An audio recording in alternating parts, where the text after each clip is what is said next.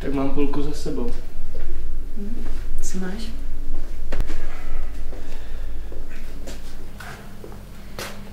Já jsem tak nějak tušil, že s tebou budou problémy.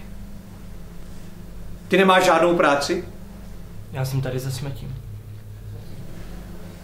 Vypadni.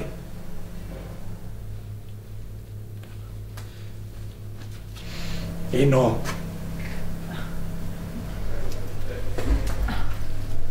Najednou víte, jak se jmenuju, jo?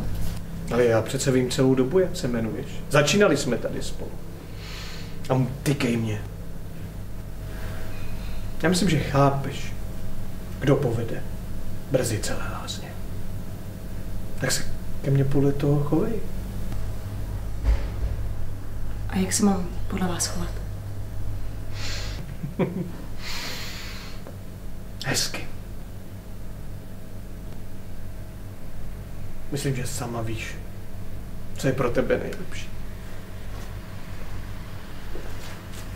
A do práce, do práce.